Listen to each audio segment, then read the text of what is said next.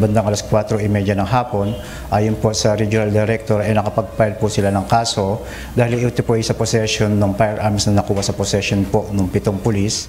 Paglabag sa illegal possession of firearms at Omnibus Election Code, ito ang isinampang kaso ng Police Regional Office 8 kahapon laban sa 7 pulis na itinuturing na person of interest sa pamamaril kay Albuera Leyte Mayoral Candidate Kerwin Espinosa. Ayon kay PNP spokesperson Police Colonel Randolph Tuanyo, dahil ito sa mga nakitang undocumented na baril na nasa kustodiya nila. Tungkol po ma'am sa insidente po ng shooting incident ay wala pa pong napapile na kaso ang ating pong regional office po. Ang sinasabi po natin, ang napile po na kaso natin ay violation po ng Republic Act 10591. Ito po yung sa possession po. Kabilang sa nakuha sa mga ito ang 6 na 5.56 caliber long rifle, 3 9mm, 2 caliber 45 at isang Uzi submachine gun. Na-turnover na ang nasabing mga baril sa forensic group para sa gagawing firearms identification at ballistic examination. Kasama po dun sa service firearms nila yung nakumpiska at meron din po na 10 po na firearms.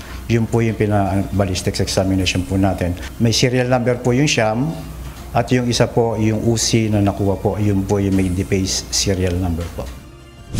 Kabilang din sa iimbestigahan ng PNP ay ang may-ari ng bahay kung saan naabutan ng 7 pulis na umano'y nagpapahinga lang.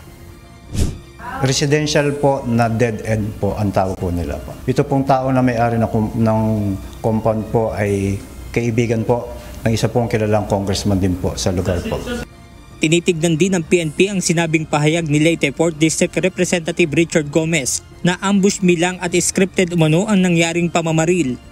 Sa ngayon po, wala po kami nakikita na ambush po. Alam niyo po, ang PNP ay evidence-based.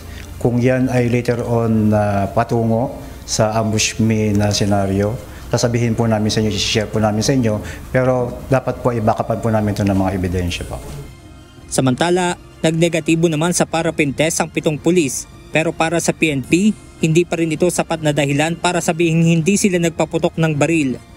Ang sinasabi po natin as a rule po, ang paraffin examination po ay hindi po siya conclusive na ikaw yung nagpaputok o hindi, kung ikaw man ay positive o hindi po. Pero marami po kasi yung pamamaraan na posible po na kung bakit hindi ka po magka-gunpowder residue. May mga insidente po. Hindi naman po ibig sabihin ng negative sila ay hindi na po sila nagpaputok ng kanilang firearms. Sa ngayon ay nasa ilalim ng restrictive custody ang 7 pulis habang patuloy ang isinasagawang investigasyon. Benedict Samson, UNTV News and Rescue. Diyos ang aming sandigan, serbisyo publiko ang aming pinahahalagahan.